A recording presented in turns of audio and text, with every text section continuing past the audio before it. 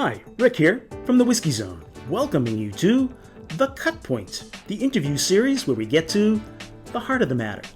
This is Cut Point interview number 4, and I found myself once again on the Scottish island of Islay back in March, where I had a chance to visit the Bowmore Hotel and sit down and talk with Peter Alexander Maclellan, the super knowledgeable owner and entertaining host of Lucci's Whiskey Bar, a destination spot for Scotch whiskey fans from around the world who love their Islay whiskies. It was great to get an insider's view of such a well-known and respected bar. I hope you enjoy our discussion in what may be the easiest interview I've ever conducted. Slange.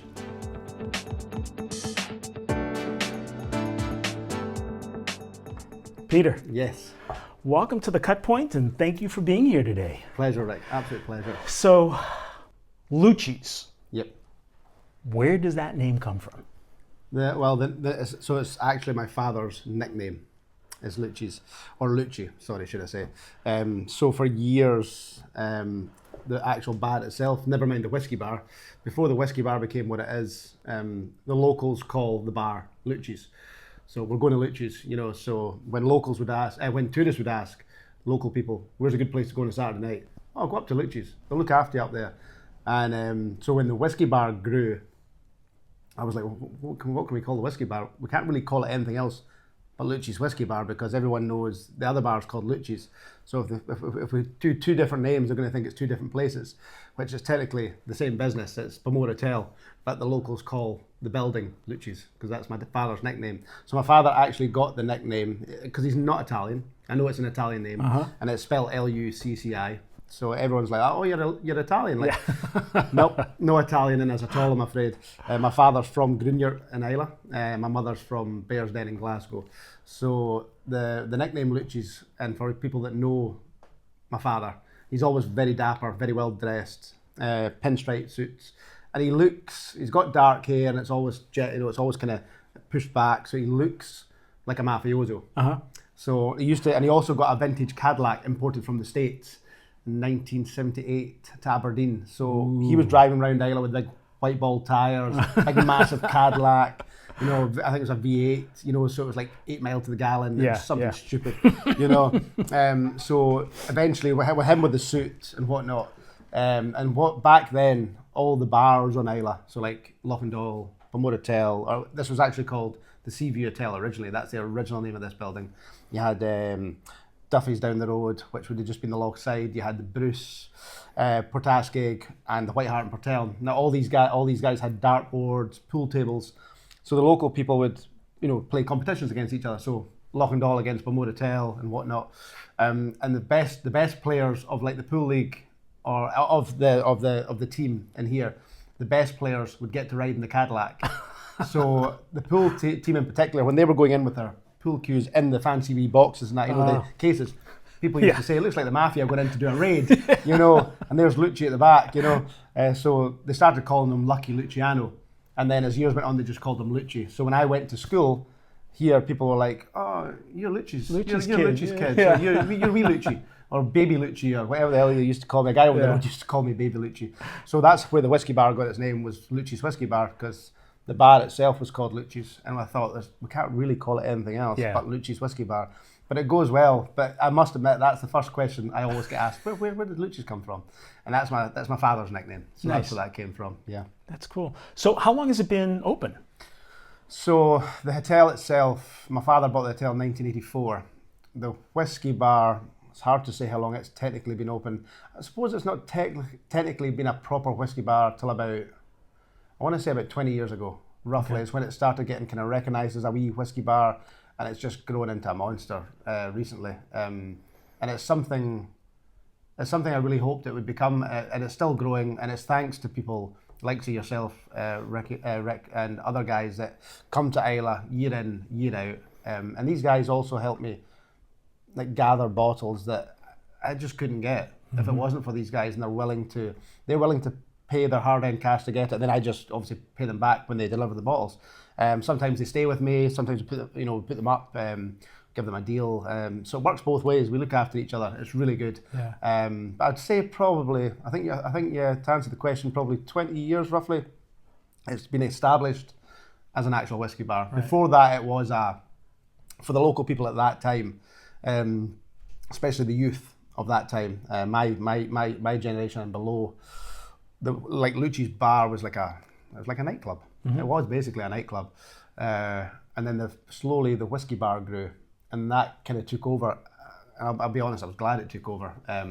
Bars are great, you know, when you've got nice people, but you know yourself, anywhere you go in the world, a bar is a bar, and it will bring sometimes the kind of people you don't want, and then you have problems. There's also not just on Islay, it's everywhere, drug problem as well, and that kind of atmosphere brings these kind of people in, you know, flashing lights, dark, kind of, you know, loud music. But then I noticed that when the whiskey bar started to grow, I'll never forget, it was an American gentleman actually. He was in with a group of Suntory VIPs, and he was standing at the bar looking through to the main bar, and there was a disco going on, and he's drinking some beautiful Lefroy. There's another 10 or 15 guys sitting down, and he's looking through, and he goes, you know, I came running into that bar to grab a Blue Wicked for a Venom or something, you know.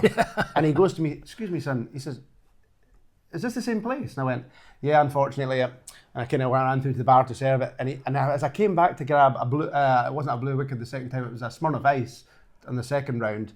I heard him going, this is nuts. He says, we're through here drinking luxury whiskey, you know, and they're drinking like Jaeger bombs and Skittle bombs and all sorts of stuff. It doesn't even seem like the same. And I remember thinking, you know, you're right. And whiskey lovers, like die-hard whiskey lovers, are not going to sit there and try and enjoy a whiskey where there's rave music going on, and you know, it doesn't fit. They have to be separate. It just doesn't gel together. Also, your hotel, which we invested a lot of money in renovating the hotel, the rooms, you can see the beautiful furniture, everything's hand done by Paul Hodgkiss. Downstairs it's all local elm from Glasgow and Edinburgh, not local to Ireland, but local to Glasgow kind of area, Edinburgh. But our rooms are all done with local wood from from Dunlawset Estate. So we have invested, my father and mother invested a lot back into the building. And I remember thinking, right, you know, you've got people upstairs spending a lot of money as well, who are also here normally for whiskey. So if they can't sleep because you've got a rave going on downstairs, it's just not going to work. They're going to complain, your whiskey lovers aren't going to stay, people trying to dine. So I remember saying to my father, we have to kind of look at this now, you know, if we're going to go down this route, we kind of need to kind of tame that area a bit, you know, and that's what happened. And luckily, the locals, the ones that we look after all the time, you know, they realised as well. They kind of realised what was going on without, and you didn't want them to feel that you didn't want them, because that wasn't the case. It was just a case of, I need to move with the times. And you need to move with what's going on. You've got to adapt if you want your business to survive. And you want to give the people as much as you can what they're looking for. Right. But because people come to Islay for whiskey, that's what they come for. And that was also why the reason Lucci's Whiskey Bar became an exclusive Islay bar. Because that was one thing we weren't before. We were Highlands, Lowlands, Japanese whiskey, blended whiskey, single grain, what's it called? Your rye whiskey, single malt, you know, all that. We had various loads of stuff. And it was probably about 8 years ago, it became an official, it just became official Islay exclusive, Islay and Jura, because Jura's our sister island. Right. So I decided to keep it just Islay and Jura exclusive and nothing else, and just official bottles. So to that point, the official bottles, you don't do any independent bottles? I don't, no. Just the stuff from the distillery? Just the stuff from the distillery. Why that distinction? Why not like how independent bottlers do their take on an Islay whiskey? Oh, I mean, the independent bottlers are brilliant.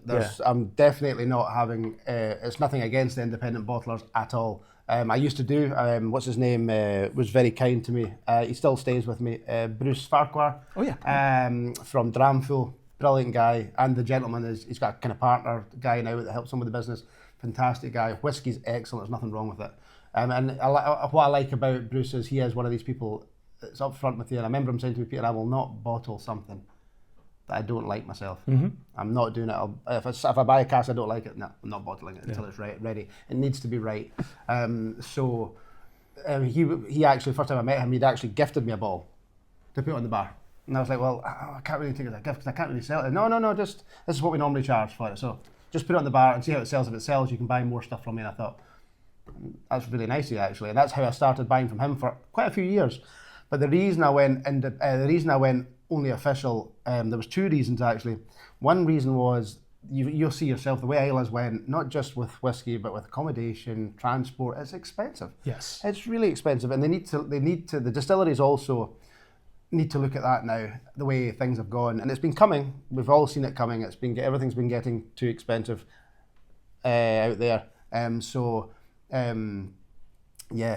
was like, we need if the distilleries look at it more and bring the prices down for the whiskey, because whiskey's made for drinking. Right. It's the whole thing behind it. But with it, because everything was getting so expensive, I was like, something, why would I give the people that are coming all that way, that are spending their hard-earned cash on flights, accommodation, food, transport, before they even buy a whiskey? Mm-hmm. I was like, I should really just be giving them, they come here for Islay and Jura, so they'll come on to Islay and hop on to Jura. So I thought I might as well just stock the real deal stuff. And also the second part of that in my head was like, that might also make it easier for me, because when you've got independent stuff, official stuff, all sorts of stuff, it gets confusing. And also my OCD it's funny because I don't have OCD at home, but see here in the business, it's like, if I had an independent bottle in amongst, if I had an independent Ardbeg in amongst my real Ardbeg, it would drive me nuts. Because I'd be like, it would catch my eye all the time going, that's not right. We need to have a shelf for the independent and keep the official stuff also separate. So then I thought, well, that will stop that problem. So it was kind of trying to hit two birds with one stone, if you know what I mean. Because my idea originally behind the bar, when I went official, was I was like, I wish I could give people 100 choices of each distillery. That was my first idea. And I thought that's just, at that time it was 7 distilleries. So I was thinking it's 700 bottles. That's all right. Can cope with that for a business. And lo and behold, I've obviously got a problem, because we've got nearly 1,800 bottles now for drinking. And we open everything, nothing's safe. And that was actually a friend from Sweden that kind of planted that seed, a guy called Ronnie Vetterick, who comes with Frederick Larsson. He had said, what are you going to do with all these, Peter? The ones that are behind cabinets and that. And I said, I don't know, maybe sell them in the future, I don't know. And he goes, Peter, people would drink these. I says, no, they wouldn't. Some of these my father had 40 years ago, when he had the Loch and Dol. He says, I'm telling you, Peter, if you're willing to open them, I'm telling you, you'll get the odd person in going, I'll have some of that. So that was kind of where it all started, with the 3 ideas. Technically, giving people the choice of 100 bottles from each distillery was my first idea. And then it was like, when I seen the prices of even the hotels, some of the prices were crazy. And if you're staying you're staying for fish, and some of the places double their prices. Oh yeah. And that really riles me, because a lot of these people are returning customers, and you want them to come back, because these are the ones that are diehards. And if you put them off, you're going to lose a lot of people. And the way I look at it is, if I'm charging somebody, say it's £170 a night bed and breakfast the year before, and then I suddenly go, I'm going to charge £300 now. They'll just look at you and go, oh, aye, thanks very much. You only charged me 170 this last year now. And they'll look at you different as well. Mm-hmm. Never mind staying with you. They might not even come in and eat or drink. So you've got to be fair to your customers that are willing to travel. You've got to be fair to customers. Doesn't matter just the ones that are traveling, but you've got to be fair in general. But these guys are traveling a long way, and they're coming here for one reason only. Is the whiskey. And the people, don't get me wrong, the ones that come back really regular, they get to know the local people. And the guys that come from Sweden, what's his name? What's his name? Patrick and the boys. The ones that have always got the big bright t-shirts. So, they're lovely guys. And they go up to you in Pinky's house, and they go up and see Marjorie, or they go and see everybody. It's like, we're home. We're going to go up and see the local people. We're going to go and see our friends. And then they go to the distilleries. And that's what Islay's all about. That's that hospitality and looking after people. I really hope Islay never loses that. Because it is changing at the moment. A lot of the older people that were in these jobs and were passionate about these jobs are now retiring. And there seems to be a big, massive gap, because some of these guys are in their 60s, 70s. And there doesn't seem to be many people in their 40s, 50s. It's going right down to 20s and 30s. And it's like and there is a big difference with the new generation coming through. I know what every generation says, when I was young, or my dad says it when he was young. I say it to my son and my kids when I was young. But this new one that's coming through, I think it is partly to do with technology. They don't have the same, not all of them. There is the odd one that has been brought up, and they have that, hello there, how are you, and what you at today, and they'll still talk to you. But some of them are that shy now, they feel they can't talk to you. It's all in the phone kind of thing. So I'm hoping Islay doesn't lose that, because that is one big draw. That's a thing in a lot of industries, that making sure that people have the communication skills. Absolutely, and personal touch. Personal touch goes a long way, because you know that person, and you've already, like you coming here today, you already know me, you've known me for years. I think you did one with Davy Brody. That was a cracker. Oh, Thanks. Davy's some boy. So, do you think right now, I mean, this is a mecca for whiskey aficionados around the world. They have to come here and have a dram. Are you serving more whiskey to those people, or are you still getting the people who haven't had whiskey or aren't sure about whiskey, and so you're like starting their journey? I mean, yeah, you've got your diehards that, as you said, that come year in, year out, and also are looking for very specific drams and stuff like that. And they know 9 times out of 10 we have it here. Everyone that knows me directly will he'll be trying to get that for sure. He'll definitely want to try and get it on the bar. As long as the price is within reason. Some of them are still crazy. Some of the Pertelon's expensive anyway.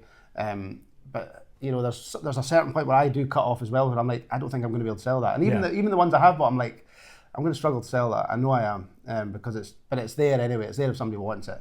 But there is a cut-off point for me as well. But the guys, it's great when you get the newbies, because they don't know anything, and they're very like, even their drams. You know, like when you say I kind of have categories for them. So we have the beginners, which are really good because you could also give them a great experience without anything being too expensive, if you know what I mean. Yeah. Because a lot of them don't even know core range. Right. The amount of people that go, I don't think I like peat, so I'm maybe going to start with something unpeated. Absolutely. Well, we've got Bunnahabhain, we've got Bruichladdich, you've got an unpeated Camellia, but the unpeated Camellia does have a punch. Yeah. All right, okay, well, I'm looking for something maybe not cast strength. Right, okay, we're looking at Bunnahabhain or Bruichladdich then. And normally we do start with Bunnahabhain, and it's great because you go, have you ever had the 12? Nope, never. Oh well, let's start there, or the Sturridge, and then if they think, oh, maybe try something a wee bit of peat.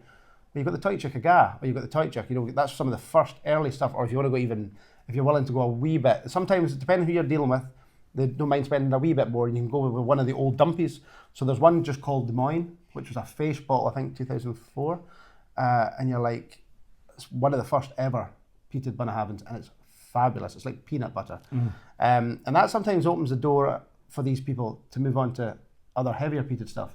But I find you can give them such a great experience very easily because they haven't tried much. Right. And then you've got the next group of guys, which I come into as like the geeks. We're the ones that kind of like, we don't mind spending a wee bit. We don't want to go crazy, but we want to try and get stuff we can't get. You know, that's what it's all about. It's all part of the fun. And documenting it, taking pictures, writing down your information, your tasting notes. It's great fun.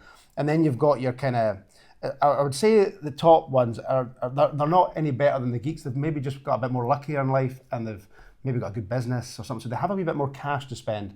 But what I find with the top range is it splits into two also, because you've got the guys that are self-made, so they're like the geeks. They're not stupid, and we don't want to pay for something that we're not going to enjoy. We also don't want to be ripped off, you know. So we don't mind spending, but it has to be worth it if we're spending, kind of thing, you know. And they're not going to go to you, what's your dearest whiskey?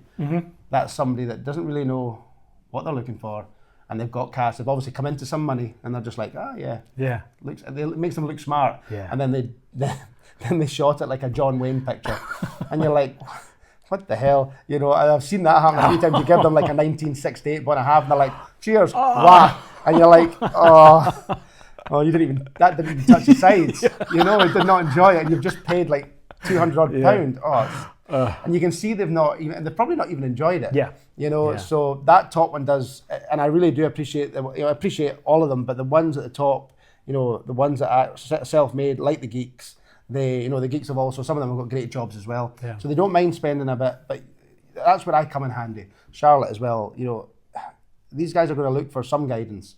And they'll say, well, is it worth it? Have you tried it? And you're like, yeah, I have. Now, well, I'm really bad. I don't like saying it on social media, just simply because I don't want to upset any distilleries. I rely on these distilleries to have a good relationship with them, to be able to get certain products.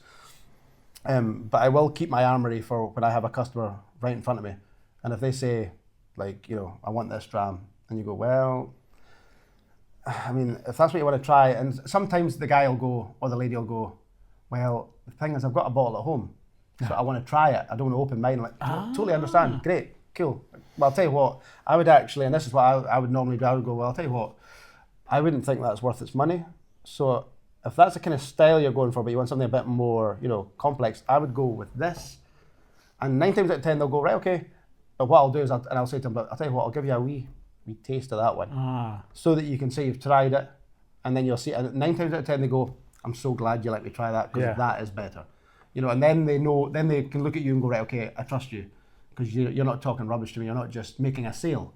And there's bottles I've got in there that will stay there forever because I'm terrible for deflecting away from them, because I just know it's not worth what it is. That you'll get the odd person going, just, I want to try it though. Yeah, cool, no problem. I totally understand that. Yeah. And you want to make sure the customer's looked after, especially, and it does get me nervous, because when we start going into higher figures, I do get nervous, because you're like, I really hope this person likes this, because they could turn around to you and go, I didn't enjoy that. Yeah. And they've paid £100 or whatever. It's a lot of money for one. I mean, you could buy a whole bottle for £100. Yeah. When you're buying one shot, it's a lot of money. So when you start going into the crazy figures as well, we've only ever sold 2 of our dearest. And it was a guy, yet again, he was at a distillery. He wanted to buy the bottle. It was an expensive bottle. I think it was £8,000. And he's like, can I try it? And the distillery like, well, we don't actually have any open. And he's like, well, I don't really want to buy it if I don't like it. And the girl had said to him, well, look, I think they've got it up the road. You know, if you go to Bowmore Hotel, I think they've got it. So, you know, it won't be cheap. But right enough, he walked in, bought the dram, bought another dram, bought 2. He bought one from his vintage, 1972. I think it was his year of birth. Did the 2, and then he just drank them, paid for them, way down the road, and bought the bottle. But he wanted to try it first, before, which I totally understand as well. Why would you buy something, even at £100, why would you buy a bottle and then you open it and go, I like that? You know, I've had friends that have done that, and what they end up doing is they give it to, you know, they've obviously got some friends that don't like whiskey and they're trying to get into it. Well, here, try that one. Don't know if you like it, you know. But it's amazing, you know, the different, you know, the different kind of whiskey drinkers you get. You know, so any idea right now how many bottles you have? On the bar, we're just shy of about 1,800 different Islay and Jura exclusive bottlings for drinking. Yeah. And in my inventory, about 4,500 down in there, but that's stock. That's, you know, I normally buy a case if the distillery allows, just because it saves you having to go back and get more once you run out. If they run out, for what I've learned over the years, it's not happening now, which is great. It's actually a buyer's market at the moment, which is absolutely great, because you're picking up some really rare stuff for a much more affordable price. For instance, I managed to pick up a new, it's not new, it's an old Ardbeg guaranteed 30-year-old, which is roughly 1968, distilled and it was bottled when they were still owned by Lafroig. Okay. Now, that dram was like £260. I think I paid, it's over £2,000 I paid for the bottle. And I seen another one just recently in an auction, and when I see a bottle as well, that I maybe got it, but I see it's not, I can see the price is really low, and I'm like, I might buy it, try and get that as well. And I managed to get that one, and it's dropped down to £150. Oh. So I take the dear one off the bar and put that away, because did I finish that? No, I finished that one. Normally what I would do, if there's still quite a good bit in it, I would just take that bottle off the bar, or if there's still enough in it, just keep that last one and put this one as the cheaper one, and put that one as the dear one, and leave your dear one as like the last resort if you can never find it again. And that way the customer's still getting a good price, and it looks good for you as well, because then they're going, wow, I mean, it was £260, it's now £150, that's a no-brainer. Yeah. You know, you're £110 off, you know, so, and they can, because I buy a lot of stuff at auctions, so they can actually Google and go, there's the bottle there. So they can see how much you want it for. And then, obviously, with auctions, I always make the same mistake, because I get overexcited when I'm bidding on bottles and stuff, especially with stuff I've not seen and it's old stuff I've been looking for. You forget, like, you might win the bottle for £1,000, then you win multiple bottles in that, but the one you were looking for, you've won it for £1,000 or £500, whatever it is. And you forget, depending how many bottles you've bid on, if you've bid on 20, you've won 20, or you've won 10. Obviously, your bidding premium gets added on, then your insurance, then your postage. So you've got to divide that then by the it gets a bit messy. I've done that a few times, and I'm like, oh damn, I thought I got that for, and you have to add on another £100 or another £50 on top of it, and you're like, okay, that brings it up a wee bit. But you want to try and give the customer the fairest price you can. Otherwise, it won't sell. It's simple as. And with the power of Google, you can't hide. Yeah. They can see roughly. You can Google any bottle. Yeah. Of course they do. Yeah. And that's the difference these days. You as a bartender in a whiskey bar, you need to be on your game. You need to, a whiskey lover will know if you're talking rubbish, they'll soon pick you up on it, and then they'll go, nah, I don't trust him, or he doesn't know what he's talking about. You know, this isn't, he's got a good selection. Yeah. It's like having all the tools but have no idea kind of thing, you know. So no, I remember, as part of the reason actually I got into whiskey, because I actually at first didn't like whiskey. I thought, it was like, first time my father, I seen him trying to sell, he sold 3 drams. to a gentleman from Sweden. This is what got me into it, or got me trying to understand it. And this was before it blew up, before Islay became what it has now. It was still, people still loved coming to Islay, but it was mostly Swedes, Germans, Americans. There wasn't as much of a pool as there is now. And it was a Swedish gentleman, and my father had sold him 3 drams. And they'd been speaking for a wee while, so I was waiting. I'd gone back and forward a few times. And eventually the guy asked the question that everybody asks, you know, what's your favourite dram, Mr. Maclellan? And my dad went, what, me? I fucking hate this stuff. And he walked away. And I'll never forget the guy's face as if to say, but you've just sold me 3 drams and you don't even like it. How do you know what it tastes like? You know, so I remember thinking, right, I need to, and I didn't drink until I was 24, so I thought, I'd be about 17, maybe 16, 17 at that point. So I was like, right, I need to at least learn about it. So let's learn why we use sherry cask, why we use bourbon, what flavours you get, etc., what's double matured, all this stuff, because you're going to get asked questions. Yeah. And I kept trying, literally just sips. I couldn't drink a whole dram, I'd sips, and I just thought, I don't like this. And it started getting a bit more worrying, like, maybe I just don't like whiskey. How am I going to run a whiskey bar and don't like whiskey? So the gentleman's name that comes up all the time, and it's his fault, it's all his fault, is a guy called Mark Branken, lovely guy from Belgium, big Ardbeg collector. And it was last time time before he was back, he's like, oh man, he's got 2 young kids. They're not that young anymore, they're getting older now. But he's been coming for 20 odd years. And he's like that, he's looking about and goes, you know something, Peter? See the amount of whiskey in here there is now from the first day I came in here. I says, well, see all this, Mark? See all this you see here? This is your fucking fault. And he's like that. So if you had never given me that, he came down one night. It was when Ardbeg committee was quite new, and he was one of the first founders in it. They used to get they had a big badge and all that, and he got invited up to the day before the open day. And the idea of that open day was, or the night before was, bring a bottle that means something to you and share it with your friends of the committee. So he brought 3, and they were expensive ones, and but I didn't have them in the bar. I couldn't afford them at that time. And he came in a wee bit drunk, you know, and I don't think they had the kids at the time. If they did, they were very young. And he walked in, he goes, Peter, some drams for you to try. I went, oh, Mark, don't waste them on me. I've still not really found anything. No, you'll like these, Peter, honestly. You're way upstairs. Now, he brought the bottle down in a brown paper bag, like an alcoholic, you know, wrapped up. And it was quite busy at the time, so he says, Peter, I've got them wrapped because I don't want people thinking I'm showing off. Yeah, have you got a glass, Peter? So he poured a bumper. If you know what a bumper is here, so it was like that. Yeah. And I was like, Mark, you'll enjoy it. And I'm like, do you mind if I share it with the chef? Yes, whiskey's for sharing. Share it with the chef. So I'll put the dram outside and put a cover on it. He comes back down a second time. It's another one, Peter, have that one. Another bumper, and I went, right, thanks very much, I'll share that with you. He comes down a third time and says, right, Mark, that's, you know, this, I've got to work. He's like, honestly, this is what you have to take, you'll love it. So I was like, right, okay. So I marked them, 1, 2, I had a wee, what's it called, permanent marker, 1 dot, 2 dots, 3 dots, to remember which order they came down in. So anyway, me and Islay started trying them, and for some reason the middle one, I was like, I don't know what, and I didn't know what, I knew they were Ardbegs, but I had no idea what release they were. So I was like, that middle one was like, it was like, on the nose, it was pure ash, smoke, peat monster. I thought, I'm going to hate this. Yeah. Because I didn't find anything I liked yet. And I drank it, the first sip of it, I remember it was like, ooh, that's quite, and then when I drank it again, it became more vanilla, more sweet, more elegant. And the more I drank it, the easier it got. And I thought, now that I can drink. So I didn't share that one. I took that one. And I gave, I tried the other 2, but I gave them to Islay. So I was like, what are these? I says, I don't know, but I'll find out for you. You've got number 1 and number 3, I've got number 2.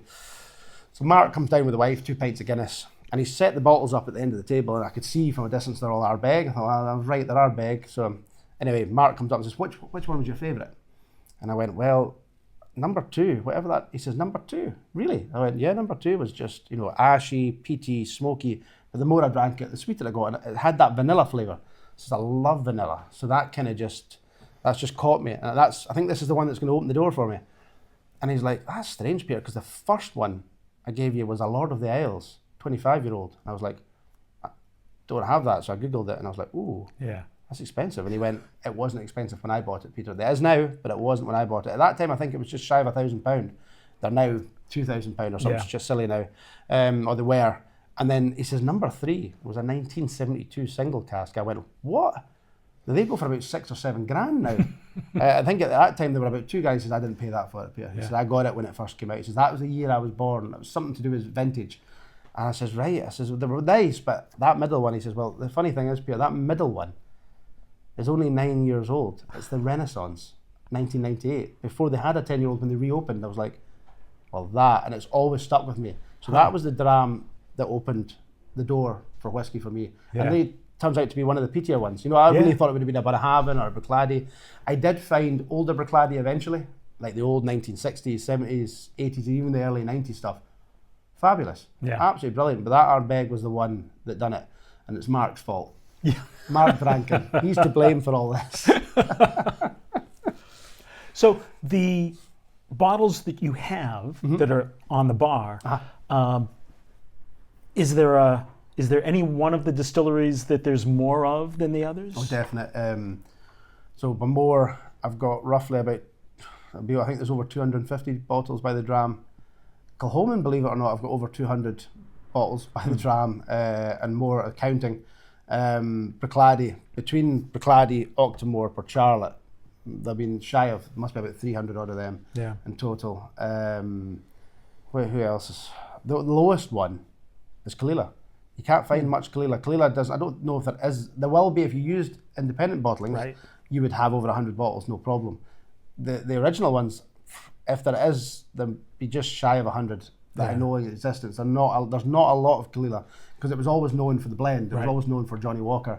And it's a shame because Kalila gets that rap. It gets that, it's Johnny Walker. You're like, but the actual malt whiskey they do is fabulous. It's really good. Oh, it's really good. It's really underestimated. And I think it is getting more of a pull because I remember a gentleman that used to work there, poor fellow's not with us anymore, but he, I remember I met him on the beach one day and he was, we were talking about whiskey and he says, well, Peter, I can't remember the exact figures, but I know it was like Kalila is the biggest production distillery in Islay. He says, do you know that 95%, that was 10, maybe more years ago, about 8 years ago, he's like that, do you know that 95% of what we make goes to Johnny Walker? I was like, what?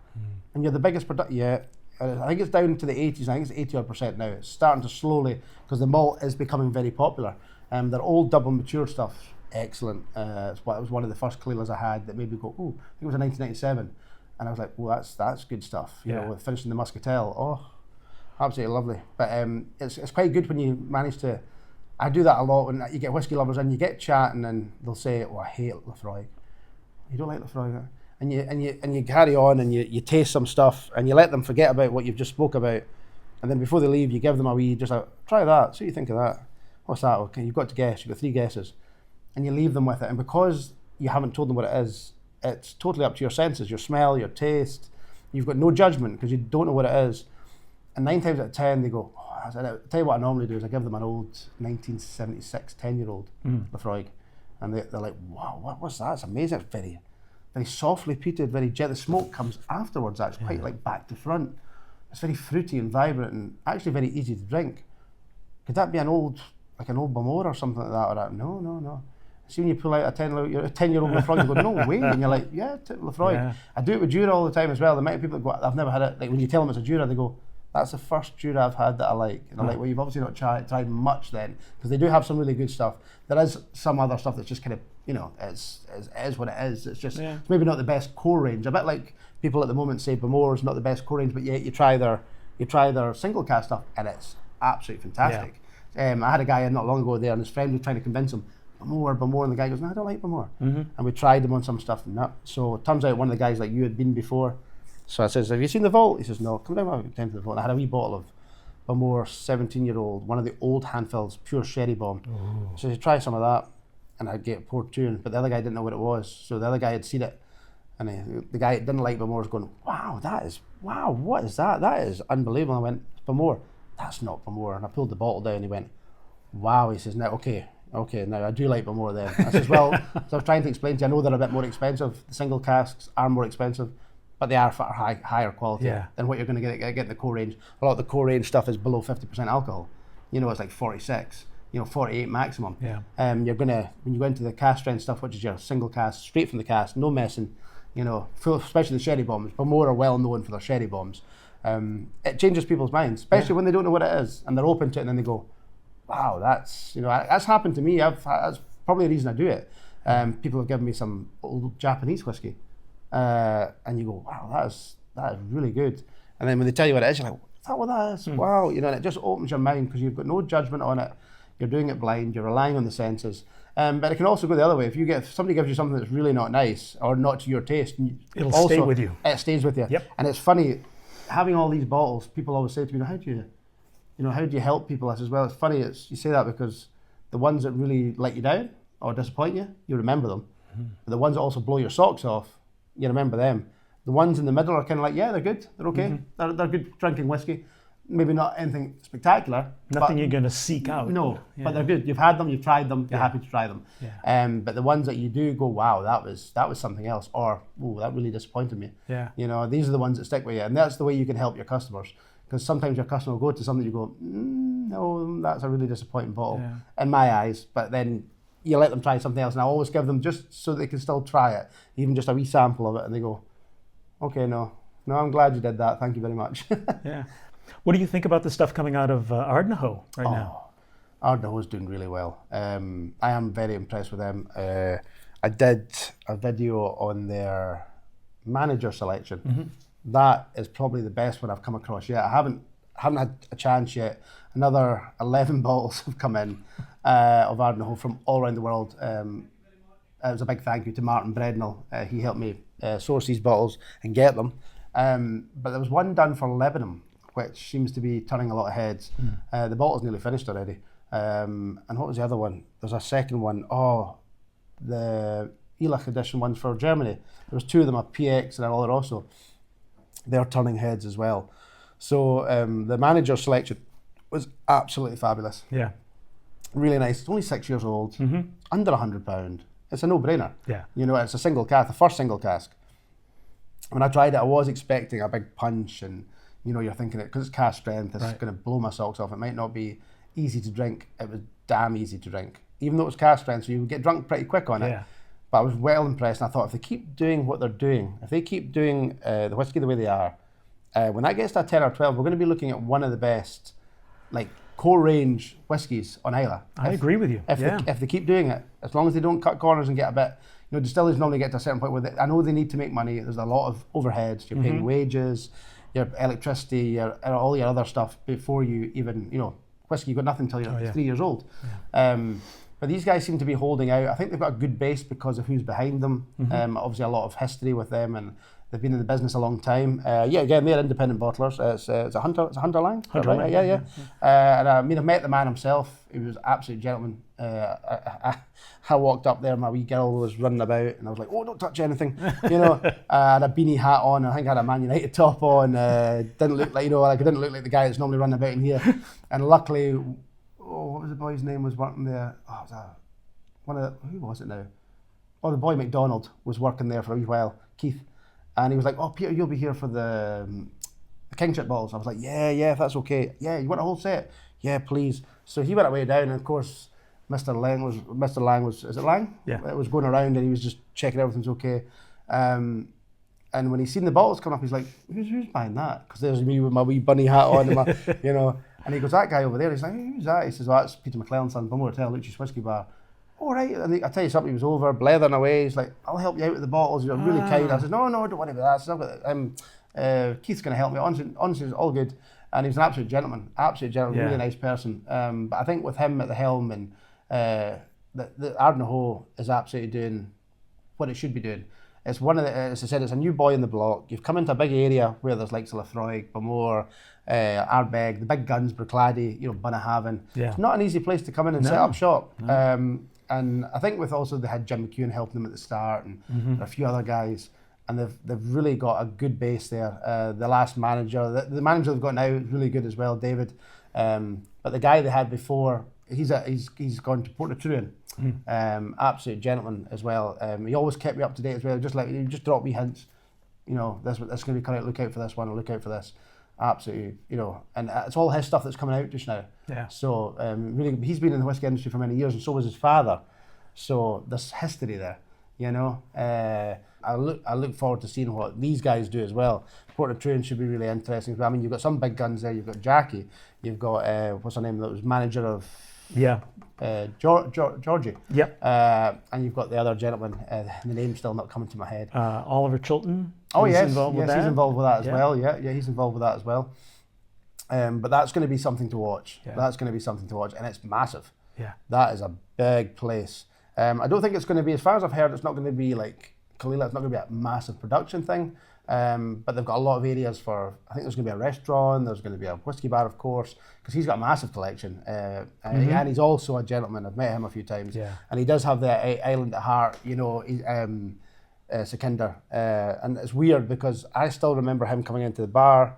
Can't remember if it was his accountant or whoever he was sitting with. There was 3 of them. And the guy had asked him, where do you see Whiskey Exchange in 10 years?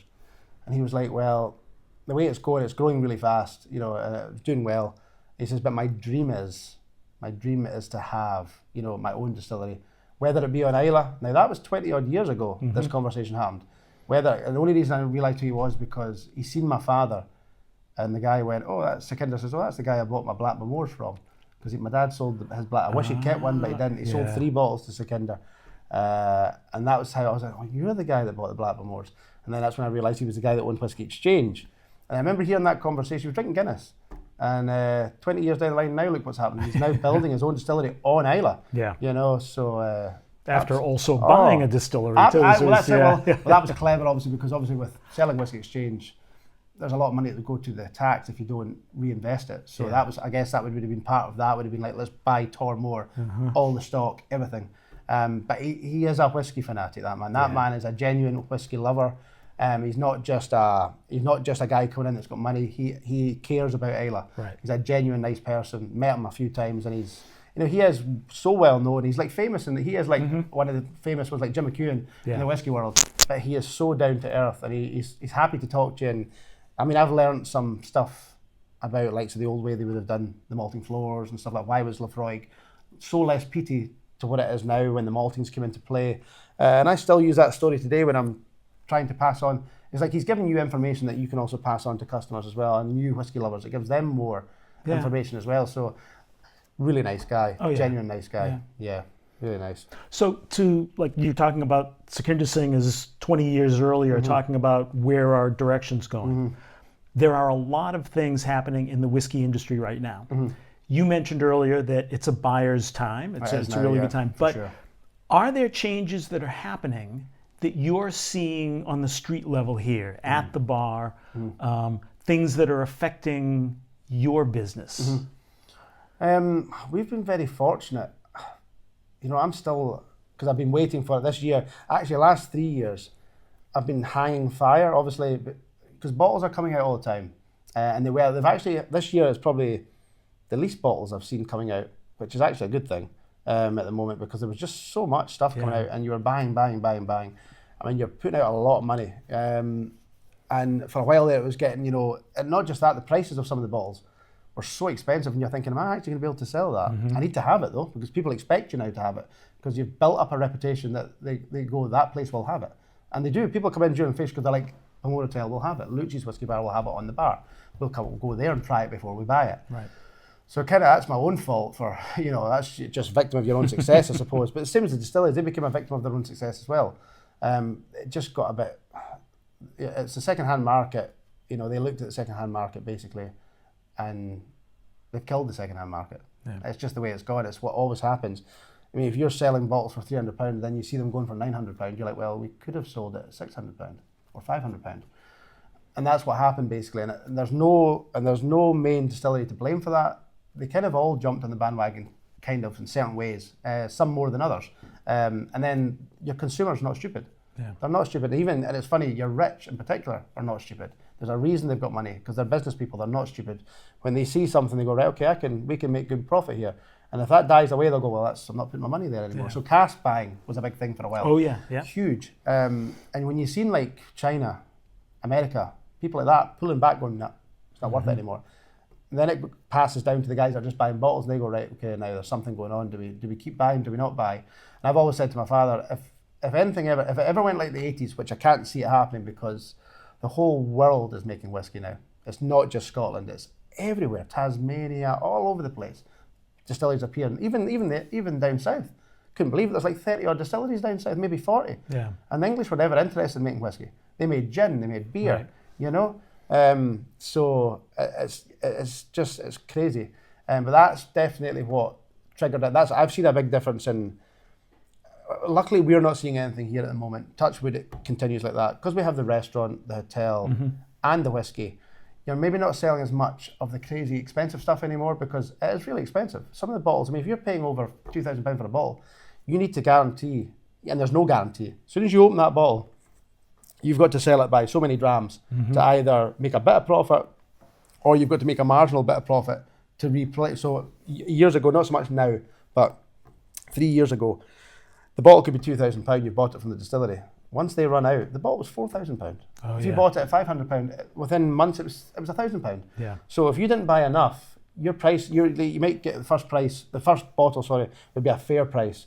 And then if you only bought one bottle and then you go online to an auction to try and buy it, you were doubling. Oh yeah. Easy. And then the person who comes in and says, "Hey, I bought this last year," and for this, and then you're like, "Well, have a look online. You'll see I've had to buy it, and that's just where I bought it." Yeah. So if it's an auction, they can see, which is even better. They can just go to the auction, and say that's it, and that you've still got the what's it called? There's an auction number for all the bottles, so you can log it if you want. Yeah, the provenance. And then you can also obviously whiskey base takes an average of shop to auction price, and that will give you an average of what they're going for.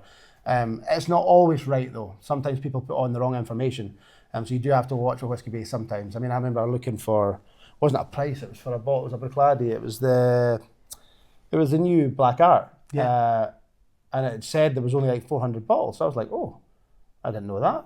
So when I put it up, and I said, Martin actually, thankfully, texted me saying, Peter, just to let you know, there's actually thousands of that because it's for the airports.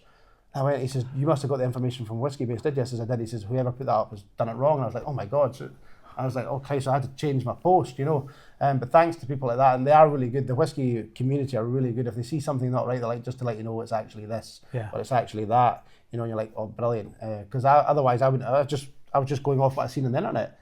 Turns out it was wrong. Yeah. So you can't always believe what you see. Oh yeah. You know? But we've been very fortunate. Going back to the question, sorry, because we keep going off. We've not seen much at the bar, apart from maybe not so much big spenders on the big drams. But your average price of, say, £70 and below a dram, no problem. Yeah. That shifts, no problem, because they don't, as I said, the geeks don't mind. They're like, £70, quite happy, as long as it's something that I can't get back home and it's worth drinking. And if you can pull that out of the hat, they're like, okay, I trust you now. Yeah. So pick me another one. Maybe from this distillery or from that distillery, roughly the same price range. That's the only difference I could say we see, because you've still got people, so even when people dine, they're maybe not big whiskey drinkers, but they'll go, something, it'd be rude not to have one while we're here, because I see all that lovely whiskey through there. And they end up having one or two, which is great. And then sometimes that opens doors to other stuff for them. The only thing I would say I've seen on the street is obviously the second-hand market has fallen at the moment. The prices have, which is good in a way, because it is a buyer's market now. Right. And you had people complaining, like, but there's nothing you can do about it. So, like, even the Ardbeg Reserve for the house. So that bottle's £400 to buy. And obviously it's very difficult to get. So yet again, with these kind of bottles in here, we will charge a certain premium on them, because you're like, I can't get them now. You've got to either stay there now or eat. Yeah. And then, so I said, oh, I'll just, last time I went, I said to the girl, just put me through 2 meals and don't let your kitchen, 2 starters, 2 mains, 2 desserts, just charge me for it. Yeah. And don't let the kitchen make it, and I'll buy 2 bottles. Can't do that. And I was like, you're joking? No, can't do it. You actually have to eat. You have to eat. And then you've got a chance, and it's 1 per person now. So they've really limited it. So they're selling for like £800 online. Oh. So, and obviously, when this place started growing and the whiskey industry really started growing on Islay, I noticed that you had your collectors, your consumers, then you had your flippers, and your flippers were hated, absolutely hated. But the only thing was you couldn't do anything about it, because it's like you buying a bottle of whiskey, it's your money. You bought it. You can do with it as you please. You could open it, you could put it on a shelf, or you could sell it again. You're never going to stop the second-hand market. So it was good for your working man that wanted to make a bit of quick cash. Fine. It wasn't so good for your drinkers that wanted to buy the bottle at a reasonable price, because the price started rising because other people seen, wait a minute, that's sold for £800, So it's my bottle's worth that, And then the problem was the distilleries jumped on that. Yeah. And that killed it. Yeah, that's killed it. And the distilleries should never have done that. They should have just kept. They were making money anyway. Yeah. And people were buying it. It was shifting. And what's happened is we've had a build up of loads of bottles that have come out too expensive. People have not bought them, and they're sitting there. Yeah. And now everybody's panicking because they've not made their margins. So it's just one of these things. It's the same in anything. They just eventually get that bit greedier and greedier. Yeah. And that's why it's very rare you get a business person or a company that goes, no, wait a minute, we're making enough. Yeah. You know, it's normally the smaller good businesses that are working that are making money. You kind of see it more because you're like, I can't be too greedy, because if I'm too greedy, it's not going to sell. Right. So it's the same with the whiskey for me. I'm like, there's certain ones I have to charge a premium because I know to try and buy it again, if I run out, it's going to cost me more. Oh yeah, yeah. So to be fair, the money I make from my bottles, if I finish that bottle, especially the deer one, the money's going right back out in another bottle to buy and get it back on the bar. Because I'm so OCD. If I run out of a bottle, I'm like that. I'll find it online, which you're going to pay a premium from a shop, like Whisky Exchange or whatever you buy it from. You're going to pay that premium, but at least I know it's there. I'll hit a couple of auctions. If the bottle doesn't appear, I just buy that one because I know I need to have it back on. Because somebody will walk in, well, you don't have that one. Yeah. And I'm like, I need to have that one. I need to have it back on the bar. So that's that's the way I'll work. I'll always have a backup. If I find a bottle online, I know it's there. There might be 2, maybe 3. They'll normally tell you how many's available. I'm going, right, okay, I can buy that. But I'll tell you what, the last one I bought was believe it or not, it was a 1.1 Octomore. So I was thinking, okay, wow. I was thinking it's 5-year-old. Yeah. It shouldn't be that expensive. If you Google it, shops want £1,500 for it, right? So I was like, I don't really want to pay that for an Octomore because it's only young. Yeah. It's like trying to buy, I'm trying to source a 10-year-old cast strength Ardbeg. There was only 800 bottles done, and it's only for Japan. So I didn't know this bottle existed until they've just redone the new 10-year-old cast, which is great. It's a great dram, good price as well, not a fair price. That bottle goes for stupid money, but at the same time, it's only a 10-year-old. So you're like, you know, you kind of have to look at it and go, right, if I can get it for £500-600, that's okay. If I start going higher than that, who's going to pay £70 for a 10-year-old? Right. Nobody. Yeah. So that's the kind of thing, even though it's rare. So when you look at it like that, it's like, how far do I push this? You know, how far will I go? So you have to know you're going to be able to sell it. If you do sell it, you're going to have to buy another one back in as soon as you finish it. Well, I do. That's the way I work. I'm like, I don't want to have to change my Bible. I want to get a bottle back in. The only thing I'll have to change is the price if it's not, you know. I'm also good at remembering which ones have dropped, which ones have gone up, because it's me that deals with it, you know. So it means you're on the ball for your customers as well, going, by the way, this is a lot cheaper than it was. This one's a lot cheaper. Fortunately, that one's gone a wee bit up, but it keeps them in the know as well, and they go, right, okay. And I can tell them that this is how much I paid for it. You can find it here, you can find it there. Yeah. It covers your back as well, so you know you're not talking rubbish, basically. You know, so, but no, we've found, at the moment, as I said to my dad as well, if it ever did fall, I would just stop buying and just sell what I have. Because I've got that stuff. The stuff I've got down there will probably outlive me. Yeah. Probably outlive my kids as well. But no, we've been very fortunate. I think with the name we have now, the name we've built up, the reputation we've built up over time, it's taken a long time. But looking after people, they still come in. They're still looking for their whiskey by the dram. Maybe not so many people are buying bottles now, which is not good for the distilleries. But the distilleries need to look at that and go, right, we need to start still doing good quality stuff, but at a fair price. I mean, Who is the fine example of it. Yes. They're only young, but the stuff is very affordable and people are buying it and they're running out of stuff. The other one that's good at it as well, just there's a lot of it, is Kilchoman. It's cheap, it's not expensive. They just released a fortified wine or something, and it's fabulous. Yeah. Really good. And it's the same time they did the Mezcal for the European tour. Oh, yeah. And they've done another single cask. And it's, again, nothing over it. Everything's below £100. Yeah. 70, I think it was 70, 80 or 70, 60 and 90. Something like that. And you're like, well, that's very affordable, very reasonable. Yeah. That's a bottle nobody would think about just going, all right, okay, let's open that and try it. Whereas when it gets really expensive, you start hesitating, like, can I justify opening that? And what if I don't like it? So that's where we come in handy as well, because people will go, I'll go and try it there first. And at least if I like it, I've got the bottle. If I don't like it, I can still got the bottle and I don't have to open it. Yeah. So that's where that comes in handy. But we've been very fortunate here at the moment, fingers crossed, touch wood, if it keeps going the way it's going, hopefully it'll come back, hopefully not crazy prices that, but hopefully the distilleries managed to, because there has been a lot of redundancies. You've probably seen that as well, which is a scary time, which I've never seen in my lifetime. My father has, but I've not seen it. So we've had such a good life, actually, growing up here on Islay, with work as well. There was always work. They always said if you weren't working on Islay, you're just being lazy. Because there is work for everybody. And the distilleries were a great part of that. You could have a good job, especially young guys, 18 to early 30s. Good job, great salary. Couldn't go wrong. Yeah. So hopefully, fingers crossed. But again, it's thanks to people like you guys that travel. If it wasn't for 95%, at least 95% for me, international customers. If it wasn't for them, that whiskey bar wouldn't be what it is. Yeah. Because I would be bankrupt by now. Definitely. My dad always says that. So talking still about the changes going on in the whiskey world and the business and all that, one of the things that they talk about now is there are more young people who aren't drinking. Who aren't drinking alcohol. And I know with this place, it's a unique experience. Yeah. It's a unique situation that you've built, but are you seeing like fewer young people walking through the door? Not with international customers, no. Yeah. I'm seeing younger ones. I had a guy in not long ago from States with his father. He's actually not old enough to drink in the States. Oh, yeah. He's 18, but he's one of these beautiful, bright minds. Yeah. And I never forget looking at him thinking, you want whiskey? He's like, yeah, whiskey. And so they were having whiskey. They had their meal, but they also had a lot of whiskey with it. So they were having like a whiskey to the starter, a whiskey to the main. The father did like whiskey, but he was more of a mezcal man.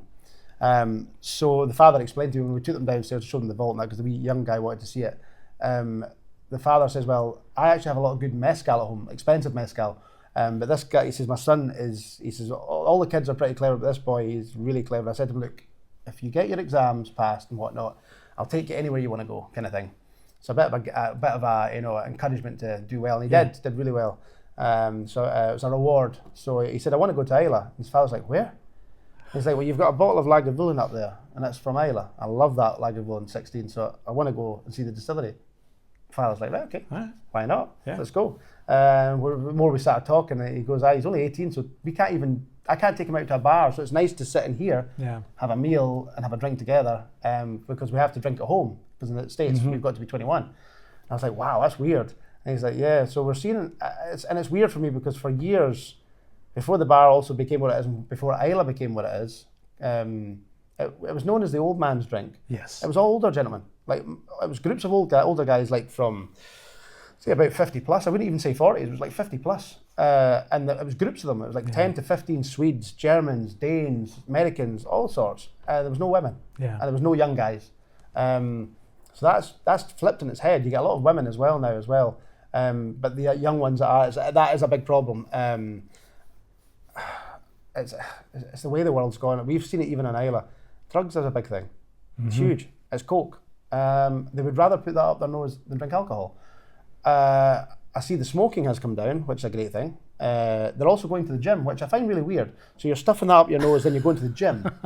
Don't understand it. You're gonna blow your heart out. Yeah. Whereas my generation, when I didn't drink till I was 24, so I was a late bloomer for alcohol. I never smoked either, but I was around. All my friends did, so they were all like, we would be about 14, some of them, and all they wanted to do was get a can of lager and a cigarette.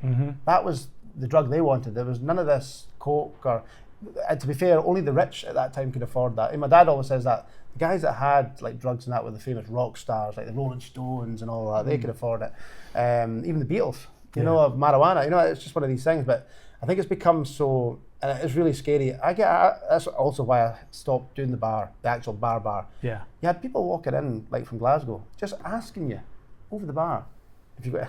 I was so the first time I got asked, it's like, you got any coke, mate? And I was like, do you want diet coke or normal coke?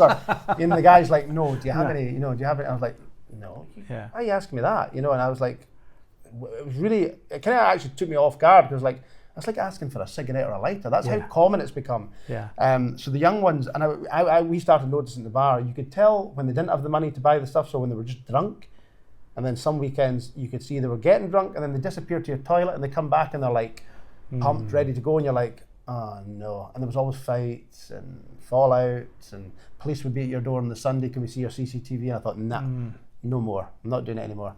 And that was part of the reason we started changing the bar, lowering the music, everything. It's helped the whiskey bar, but it's also helped us control what's going on, trying to make it a more safer environment. You don't want people, like if you had your family over and then you walk into the toilet and there's two young guys in there sniffing up, you're like, each to their own. I even tried to be nice to them, like reason with them. Look, if you want to do that stuff, do it in your own time. Yeah. And then if you can come out to the bar and be fine and still drink, fine. You're not bothering me. Yeah. But you start doing it in my toilet under my roof, you're causing a problem. Yeah. And they didn't listen. So it was like, well, I'm just going to start changing the bar. You're not going to like it, but this is the way it's going now. Yeah. And it's a more safer environment for my staff to work in. It's also for me as well. There's no fights going on, very rare. We're getting to look after the nice people that are coming all that way, give them the experience that they deserve. And that's what it's all about. It's the same with the distilleries. It's all over Islay. You need people, because it takes one bad experience and somebody won't come back. Yeah. So you really hope that all these other places, the distilleries in particular, because that's what people come for. Mm-hmm. You want people leaving, because I've heard a few comments in the last couple of months. I'm very disappointed here, and some of them have really surprised me actually, because I'm like, I didn't expect that, but there were some places where guys went there like, we're really disappointed, and there was one place where they went and they're like, it was amazing. I was like, really? And they're like, yeah. And I was like, this is not talking about the bar. They're talking no, about that's talking about distilleries. Distilleries talking about Islay in general. Yeah, go down there, like, because I'll always try and make sure in here, because I'm normally on the floor. Yeah. I want to make sure if there is a problem, you deal with it there and then. Right. If the customer, like I had a guy the other night, and I think his venison wasn't cooked right, and I was like, I'm so sorry, sir. We'll get you another one. Or do you want? Yeah, no problem. But I also, as he left, I says, look, because he couldn't drink, he was driving. And I says, look, your steak was what, 30 odd pounds. So there's a nice dram of. And a driver's dram, marked as well. I showed him the bottle. So that's an old 17-year-old bottle in the 1990s from Maclellan. Nice, smooth, no peat, no smoke. Very sorry. He says, no, you don't have to do that. I said, no. I says, well, you had to wait for your second, so, just to say we appreciate you. And he was like, that's brilliant. Yeah. But you counteract it. You've got to look after people. You've got to give them the experience that they deserve. Right. And I'm a big believer in that. I know how I feel when I go out dining, and you pick up wee kind of ideas from other beautiful restaurants. You think, that's a good idea. Simple little things, even delivering the bill, with some chocolates and stuff like that. Simple little things can make a difference. Make sure your table's always clean. Yeah. Because people are going to talk about it, and you want them to say the right thing. Exactly. Yeah. Exactly. And the whiskey for us just is a bonus, because if somebody dines 9 times out of 10, even people, as I said, sometimes they're not even big whiskey lovers. They've come to Islay because one of the people in the group is a whiskey lover. Yeah. And then the other ones end up going, well, I know something. It'd be rude not to have one with you. And then you end up giving them an experience where they go, I didn't actually really like whiskey, but now that you've given me that, I do like that, and it can open up them to other stuff, and that's another customer now, and they're going to go away and tell other people. Yep. Word of mouth definitely better than advertise. You can advertise all you like. Yeah. But when someone comes to you and says, I've been there, tried it, go. It speaks for itself. Yeah. So you buy a lot of whiskey bottles. Mm-hmm. You're looking to make a profit on these things. Mm-hmm. Are there bottles that you own that you will not open because they are special to you, they have a special meaning, or there's, I don't see you as being a collector, but are there those bottles that are they're too precious not to open? No. I'll open everything. All right. There's nothing here. The one bottle I want to get back on the bar at some point, it's probably my unicorn bottle, is the first ever Black Bowmore. The problem is they're so expensive. Yeah. They are so, your cheapest one you're looking at is like £10,000, and they've normally got a bit of damage to them. And then you're also running a risk of, if they've lost any alcohol, is there enough oxidization that it's not going to taste right? And some of these big whiskey nerds that have been fortunate enough to try these, they know what they taste like. Mm-hmm. They've tried them at like whiskey fairs and stuff like that, where you get fair prices for them as well. Obviously in bars, you're paying for a premium for these bottles. So you're having to charge a premium because you don't know how long you might never sell it all. Yeah. There has been bottles I've bought that eventually, when you get down to about that much left and it goes cloudy, dead. It goes down the sink, so you've lost maybe 4 grams or something. Just one of these things. Yeah. But you have to buy another one. So it's kind of part of the beast, and it's kind of the way I look at the bar, the way it works. It's basically like you have a collection that you're keeping, but you're opening it. So it's taking you, you could keep a collection for 20 years. Yeah. It's kind of like that, because I'm never going to sell everything. Right. So some of these bottles are sitting there for many, many years, and some of them never get open because some of them are just so expensive. But also, there's just so much choice, and people miss other. That's why I want to get the bar is going to change to glass at the bottom, so you can see everything below the bar, and we're going to get another 2 cabinets to try and bring stuff up off the bar. Yeah. So, because people normally buy with their eyes as well. If you see something, you go, I've been looking for that. Because sometimes when you're flicking through a book, you've got a book of 1,800 whiskies. There's a lot of stuff to be like. Oh yeah. You're basically studying. Yeah. Whereas sometimes you see something and go, right, that is what I'm looking for, or that's what I've been looking for. But there's meant to be some big guns coming out this year, so keep an eye. There's meant to be. I've heard some wee rumours spreading around before Feis comes, and if they do what they're going to be doing, and hopefully the prices are fair. If they are, we'll be hopefully onto a good year, and hopefully that'll bring more. Because I was speaking to Patrick actually last year, I said, how many years have you been coming to the Fish? And Patrick was like, it's over 20 years. And I was like, fucking hell. I said, so you're a loyal whiskey lover. He said, oh yeah, big time. I said, well, see the way things are going, because things have become so expensive. Do you think you'll ever stop coming? And his reply was, well, you know, we'll never stop coming to Islay because we love the people, we love the atmosphere. It's a big party for us. We love it. It's safe. We might not buy the bottles, but we'll always come back. And I was like, well, that's good to hear. Yeah. Because I was always scared. I know a few guys that have stopped coming. Actually, Per Johansson, this will be his first year. He's come back. Is it this year or next year? He comes back. And I haven't seen him for about, must be 10 years at least. And he promised, him and his business partner promised each other 10 years, which they did, but then the business partner took really ill, but they still did the 10 years. And then he just said, Peter, things have changed so much. I mean, they used to, I'll tell you who else told me was Gert Biero. Do you know Gert Biero? Biggest airbag collector in the world? No. And he's a lovely guy, Belgian guy, and he said the same. He said similar stories to Per. When they brought groups over, back in the day, they knew the managers personally. So what they would do is like, we don't mind paying, you know, but could we do a private tour with you?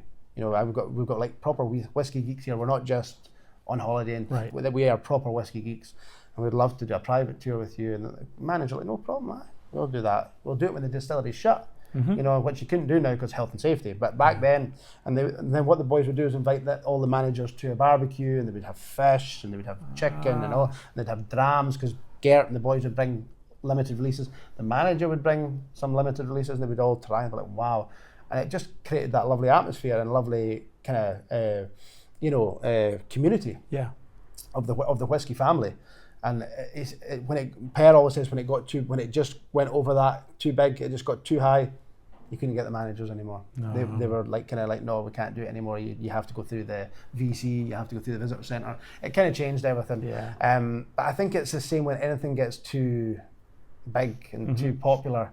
There's always going to be a downfall somewhere. Yeah. But it's a shame because it's a shame that Islay has to go that way, because Islay is a very small place. We rely on guys coming, because a lot of you, I mean, you've come all the way from the States, and you might stop off at some point, but there's guys like you as well that come directly to Islay. It's like we've come from the States and we've come right to Islay. Yeah. We've not even stopped. We maybe had to stop in Edinburgh for a night because we can't drive, we're tired, but we are heading to Islay. We might even stop off at Campbelltown, and we're going to Islay. Yeah. And that's a big, because when I look out at the rest of the world, I'm like, they don't even know we're here, because we're so small. There's only 3,000 people here. We're a tiny wee island. But when you speak to whiskey lovers from America, Canada, everywhere, they're like, oh no, we know you're there. Yeah. We know you're there. And you're like, really? And they're like, yeah, that's why we're here. We've come all this way. And I'm like, for me, that is amazing. Yeah. And that is our lifeline. If we didn't have the distilleries and we didn't have that, this Islay would be a wee fishing village. Yeah. It would be a fishing island and farms. And my dad always says he went through the times when the whiskey wasn't big. Yeah. And he says, Peter, you fought for business. You're trying to get your locals, because your locals were there all the time. They were the ones. I mean, we still cater for our locals.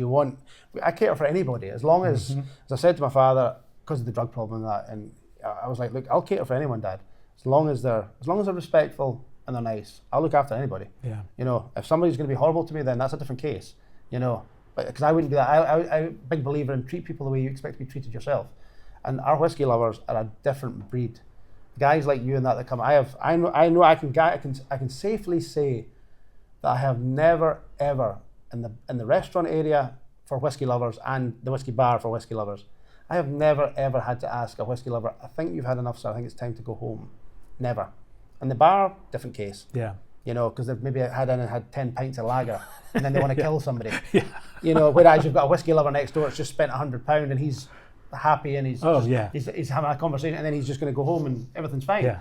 It's a different clientele, and it doesn't matter where they come from. Normally the guys that have travelled are also well educated. They've travelled, they understand, they've got broad horizons. They're not kind of stuck in a fishbowl like kind of we are here actually. But I mean I've only recently started to travel because I'm very much a home bird. But I do meet, I think because I meet so many people, it's helped my broad horizon on the way people are from different countries and what. You actually learn even the way they eat. Yeah. You actually learn through the restaurant how, like, if I get Japanese or Chinese or even Koreans or Malaysian, they like to share food. You know, they'll buy, maybe if there's 4 at a table, they'll buy 6 starters and maybe 4 mains, and they'll just share everything. That's how they eat. There's no actual starters or mains, it's just smaller dishes, bigger dishes.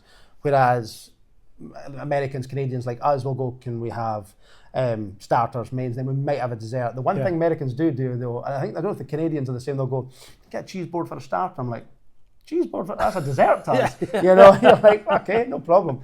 But it's different. Different nations work differently, and they eat differently. Italians also, they take ages to eat. They like to, they talk and they eat very slowly, and they, but you get to know all these kind of, through the cultures, and it's through the whiskey. Yeah. Because these people come here for whiskey. There's no other. They're not here to see the birds. Some of them are, but not many of them. The actual, the people we get for bird watching, because we do have beautiful wildlife here, are normally kind of English and Scottish, and sometimes Irish. But the rest of the world is whiskey. Oh yeah. Oh, definite. Yeah. Definite. Yeah, I remember that my very first time coming to Islay, I was for the whiskey, and I was on the Finlagan coming across, and half the people on the boat were bird watchers. Yeah, that's right. Yeah. And I had no idea. Twitchers. Yeah, twitchers. We get a lot of them. They like the bird watching. You also get a lot of, obviously, we come over the boat, sometimes you see the dolphins and all that as well. Oh, yeah. And we've got a lot of dolphins and that here as well. The wildlife in Islay is lovely. And when the weather's good, Islay is, you go down onto the beaches and that, they're beautiful. Yeah. They're so nice. It's sometimes, I don't want to say it's like the Caribbean, it's not as good as that, but it looks similar. It looks similar. It's got when the weather's really good, it's a beautiful place. Yeah. It's a beautiful place in general, but for us, even ones that live here, when it goes sunny, it's like, wow, I wouldn't want to be anywhere else, but the winters can be really long, wet and cold, whiskey helps with that. Yeah. Today's rain is tomorrow's whiskey. Absolutely. Yeah, for definite. Well, I think that's about it. Is there anything that I didn't bring up, that I didn't ask, that you wanted to talk about, or any expansion plans? There will be. Obviously, we've just expanded the kitchen, so to try and help with because there is a big demand for food in Islay, and there's actually less restaurants. You've seen the poor pizzerias, not the poor, but the pizzerias up for sale, which is a shame because the guys are local as well that run it as well. So I'm hoping somebody will buy that still wants to keep it as a restaurant and as a pizzeria. Because when Paul first started that, great restaurant, and it really helped Islay community. I love it. It's a great name as well, and that used to be I think it was an old church at one point. So stuff like that. I mean, when my father first bought this place, there was us, Lochside, Harbour Inn, the Bruce Hotel, the Marine Hotel. There was like 5 restaurants, proper restaurants, and 2 takeaways, and now there's only 2 restaurants, 3 including the pizzeria, and then 2 takeaways. So for the demand that Islay has for people coming for the whiskey, of course, there's not a lot of places for them to eat. And if you're going to have, this is where the infrastructure of Islay, maybe that would be a good one for the infrastructure of Islay itself, because so many distilleries being built, it's on a seesaw. With all these, and that's why it's quite good if they are going to build a restaurant, which I hope they do, because that would be good. The new one, Port Natruan. People need to eat, and people that come for whiskey, you need to line your stomach. So we do need more restaurants. We need more people in this in this sector as well, because when the distillery shut at 5 o'clock, people need food, people need to drink, people need somewhere to stay. If you don't have people to man these places, they don't get the service they're entitled to, because they need to be looked after as well. Yes, they're coming to a small island, but over the years, it's built up and built up and built up. And at one point, there was actually more hotels and restaurants than there was distilleries. And now it's going the opposite way. Yeah. And obviously, this sector can't compare with wages to the distilleries. Yeah. If you were going to be an operator, you're getting 40 to 60 grand a year, easy. And some of the distilleries, you don't even have to move from your seat. Yeah. Like for telling that's so fancy, it's amazing what they can do there. But these customers that are coming from far afield, they also deserve to be looked after the distilleries are shut. Yeah. Restaurants, food, and also drink more whiskey if they want, somewhere to stay nice as well. So we've been very fortunate at the moment. I'm still here doing it. My partner has come in and helped me as well, and she's a big part of it as well. And the other staff, we've got some long-serving staff here. But once you lose them, it's a bit like the distilleries. Once they get to retirement age, who do you replace them with? Yeah. And are they going to be able to? Can they fill their shoes? Probably not. And I'm very much a case of I want people to have a good experience. I want to deliver good customer service. I want people to leave here, and I want not just here. I want them to. I kind of talk for all the, it's good for my business to be busy, but if I send if you came to me and said, Peter, I can't get anywhere to eat, and you're full, where would you recommend? and I recommend you to go somewhere, then you come back to me tomorrow and go, I had a terrible meal. I feel, like I should be able to send you anywhere. Yeah. And you still get good service, good food. Yeah. You don't want people going away from Islay going, I don't know if I'll come back, because we rely on people coming back. Yep. And these long-term customers that come back, like yourself, like Patrick, like all the boys that are regulars, and the girls, that are regular people, these are the guys that are our lifeline, and they tell other people. I mean, I've got a guy just now, he's booked in for 2027 for the face. I'm fully booked till 2028. Wow. And this guy's like, oh, I've got another 2 people, you don't have another room? I says, look, I think, where's he from? Is he Taiwan? I think it's something like that. And I says to him, look, you've actually booked 2 rooms with me because that's all I've got left for 2027. I says, but the room does sleep, I think one sleeps 4, one sleeps 3. So if you know these people well enough, he says, well, actually, that's a good idea. I might put girls in one room, boys in the other. That way, at least they've got somewhere to stay, somewhere to eat, somewhere to get changed, shower, etc., and still go enjoy all the distilleries. So he's well chuffed with that. But it's that you still want to make sure there's people there to look after them. Because if they come down at night, and eventually, if I couldn't get staff, I'd only be able to cater for the residents, which is fine. There's no guarantee your residents might want to go out and eat somewhere else for a change, because you might get a wee bit of versatile and go out and change. We do the same when we go away. You go from place to place and try. So you want to know that when they're going somewhere that they're still going to enjoy it. Yeah. There's nothing worse when someone comes back. It's the same with the distilleries. There's nothing worse when somebody comes back to you and go, like I get a lot of Americans and they go, I'm so looking forward to going to a certain distillery, and it's one that they know so well because it's what they can get out there, and then they come back and they come all the way to. It's like sometimes they say, don't meet your hero. Yeah. And then they go, oh. But it totally depends on who's on. Yeah. These days it's totally different. You might get one tour guide and you go, she was brilliant. Yeah. She knew everything. She answered all my questions. If she didn't know it, she went and found out after the tour. So she cared about getting the right answer for you. And then there's other guys that just don't care. It's just a job. They don't care. And then you're like, well, wait a minute, I've come all this way from the States and you've made me feel as welcome as a fart in a spacesuit. Yeah. There should always, especially when you're walking into a place, the first person you meet at that counter, that could make or break the experience. You know what I mean? If you walk in and you walk in and they're just not interested in you, and you're like, okay, I feel kind of awkward now. Whereas it's like, hello there, can I help you? You're here for a tour, just up here. You've got to engage with the customer and look after them. Yeah. Some of them don't have that confidence, and it's it's technology because they're too busy. I see young guys texting, and they're not drinking either because they don't drink, but they're in for their food, right? Even just having dinner, like they work for a guy in Butte. And they're actually texting each other over the table, and you're like, "Are you kidding me?" I look at that, you're like, when me and my mate go out, we get pissed, and the phone gets lost. Oh yeah. You always leave the phone. If we're going out on the drink, the phone gets left. Yep. In the room, so you know where it is. Jesus. No, it's just, it's changed days. Yeah. But I just hope, for Islay's sake, I hope that. There is some good guys that have come into the whiskey industry, young guys that are very, passionate about it because they've had, and normally the guys that are passionate about it, I find, have had family in the whiskey industry. So they want to follow, they want to make their father proud, or they want to make their grandfather proud. Yeah. Some of these bad people are not here anymore, and they're like, my great-great-grandfather was working for Maclellan, kind of thing. And they want to pass that information on and that history. And these are the people, I hope, stay in the industry, because we have actually lost some of them. Some of them have left and gone into totally different industries. They've actually left the distillery industry altogether because they've had such a bad experience. Yeah. And you're like, that never used to happen. Right. Never used to happen. Like Ian MacArthur from Lagavulin, his kind of generation, they were so proud to be doing what they're doing, and people could see that in them. People that were speaking to these guys could see it in their eyes and like, you love this. Yeah. This is what you do, And he's a big loss. Davy Brodie. Yeah. Brilliant. Davy, I always when I recommend people to go to Bunnahabhain, I'm like, if you can get Davy, I know it's very difficult because Davy only works I think 3 days a week now, but if you get Davy Brodie, you're basically getting the Lagavulin version of Pinky at Bunnahabhain. Yeah. It's basically what you're getting. Yeah. Because Davy also he's not just really good at what he does, he knows his shit. Oh yeah. He knows his information, he knows about, many times I've texted him asking him, what's this actually done in? Well, Peter, we're not meant to tell you, but it's actually this, and then it was in that. But don't tell anyone. But you can tell them face to face, but don't write it on the. Yeah, thanks, David. Brilliant.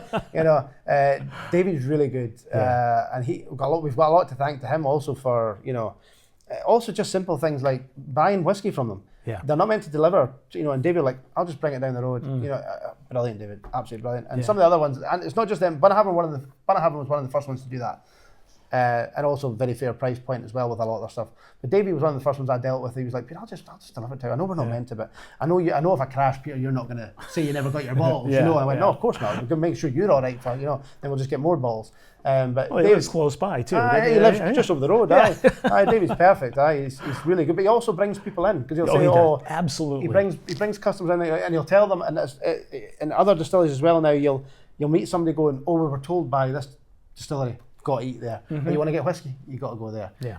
Ask for Peter. He'll look after you, and that's the whole point of me. It is looking after the customer. Yeah. I like to look after, and the whiskey lovers, they appreciate it. Yeah. And you can see it from them. If you take time with them, you can actually, and that's very satisfying for me because you can see when they go, something. The amount of people that find me normally on their last night as well, they're like, I wish we had found you at the start of our holiday. I said, but sometimes that's the best because now when you come back, you didn't know first place to go. Yeah, and it's funny. There's don't know if you know Claudio. Do you know Claudio? He's an Italian tour guide who brings obviously Italians over for whiskey. He always does it. His first port of call, and he's normally got about 20 of the buggers. Just walks in and goes, Peter, that's us back. First port of call. We're going to let them get a dram. There's 20 mad Italians running about the bar, and you're just like, oh, thanks, Claudio. And he's funny as well because he'll always go, make sure they pay now. Yeah. Don't let them run a tab. Let them pay now. All right, okay, Claudio. He's good. Claudio's really nice. But same with these guys, the guys that I know well. I always get. So you've still got one to get. Maybe you've got a dram to get from me. I always welcome back. It's always a welcome back dram. It's a bit like in this bar, what we do for our locals as well when it comes to Christmas, New Year, it's like a thank you. It's like Happy New Year. There's a dram from us, a large vodka, because they don't drink whiskey, the locals. A large vodka and orange or a pint of Guinness or whatever they drink, large wine.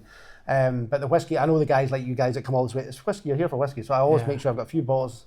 Here, welcome back. Try and guess what it is. I don't show them the bottles. I let them guess. It's part of the game.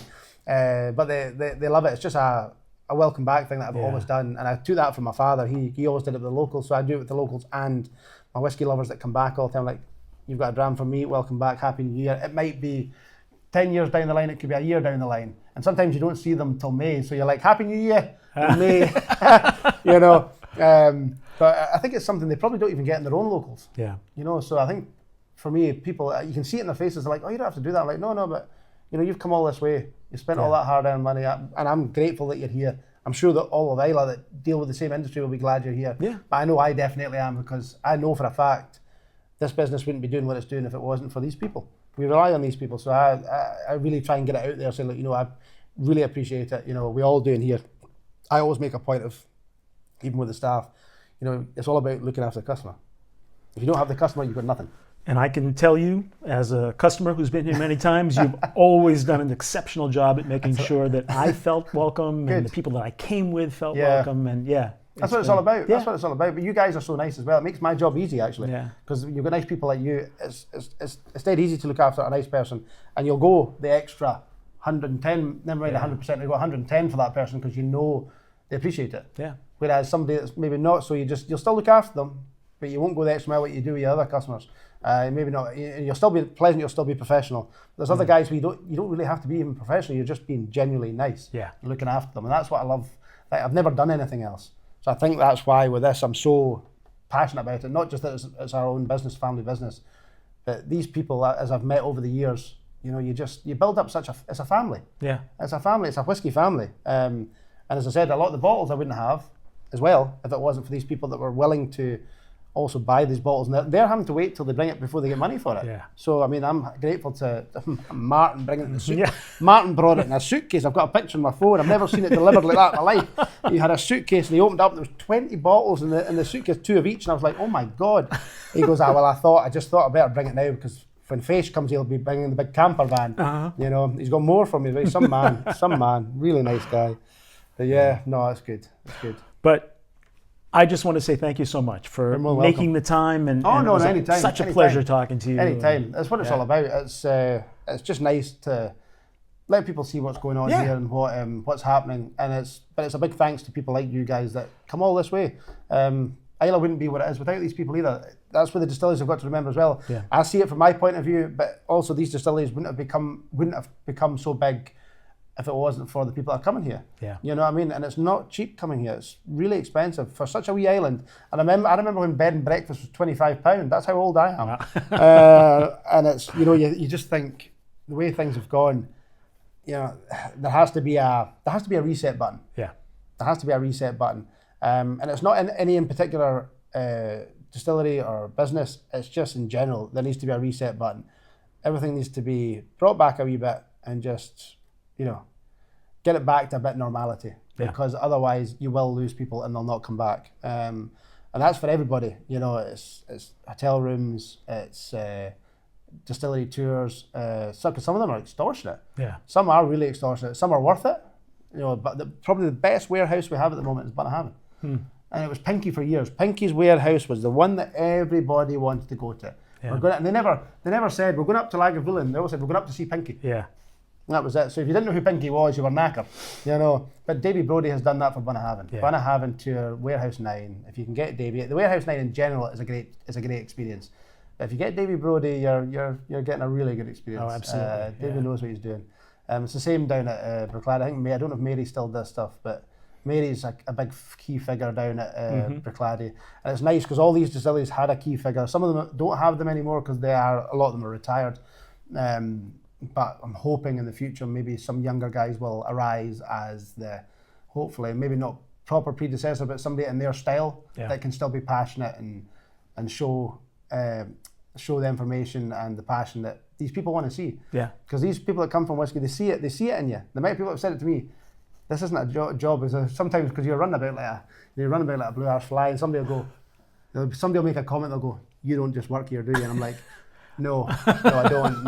No, because he said there's no way you'd be running about like you are if you were just working here. I'm like, oh, yeah. He says it's good though. He says you can see the passion. We thanks for looking after us. And you're like, oh, that's good. That's what you want. So. Yeah. No, it's a pleasure. I've really enjoyed it. Me too. I can talk for Scotland. I'm just when we're talking about whiskey, I just it's what I live for. Yeah, it's definitely what I live for. If it wasn't for whiskey, I wouldn't have what I have, and I wouldn't have the lifestyle that I have. Yeah. So I've got a lot to be thankful for whiskey and the people. That's why every year I even put out a thank you on my Facebook, my Instagram. Don't use TikTok so much anymore because for some reason I put my videos. I put a few up there, but now they're coming up as they're against the regulation kind of thing. Oh, I think because it's alcohol. Yeah. And I'm like, damn. Yeah. So now it's just I use my Instagram's my main one, but I use Instagram and Facebook. But I always put a big thank you up at the end of every year, just saying thank you to all you guys. I can't name you all because there's so many of you, but you all know who you are. You really, you help me, you look after us, and you support us year in, year out. Because the place wouldn't be what it is without it. You need customers. If you don't have customers, you got nothing. So. Pleasure. Thank you very much. Rick. A pleasure. Absolute pleasure. And we'll see you again soon. See you again. Yeah.